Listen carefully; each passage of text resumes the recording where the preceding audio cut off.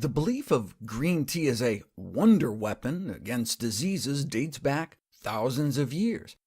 I've talked about it in relation to chronic disease, but what about infectious disease?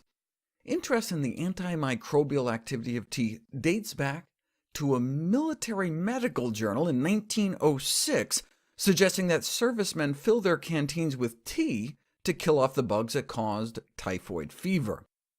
However, this effect of tea was not studied further until the late 1980s, when tea compounds were pitted against viruses and bacteria in test tubes and petri dishes. But what we care about is, do they work in people? I had dismissed this entire field of inquiry as clinically irrelevant until genital warts.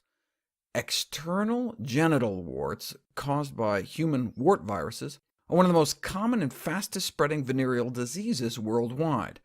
Patients with external genital warts present with one or several cauliflower-like growths on the genitals and/or anal regions, considerably impairing people's emotional and sexual well-being.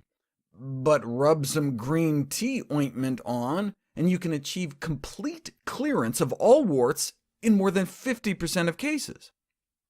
Wow, if it works so well for wart viruses, what about flu viruses?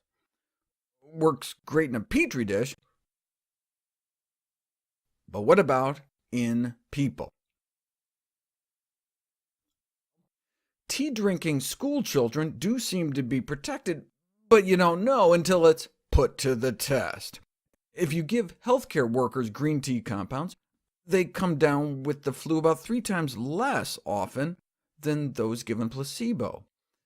In fact, just gargling with green tea may help. While a similar effect was not found in high school students,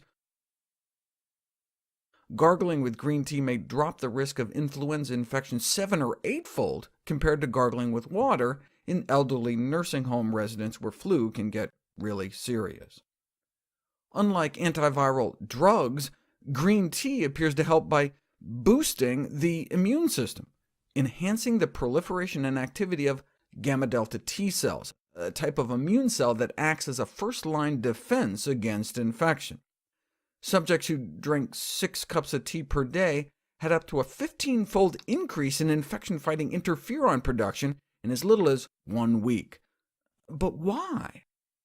There's actually a molecular pattern shared by cancer cells and pathogens, and with edible plant products such as tea, apples, mushrooms, and wine. So eating healthy foods may help maintain our immune cells on ready alert, effectively priming our gamma-delta T cells that can then provide natural resistance to microbial infections and perhaps tumors.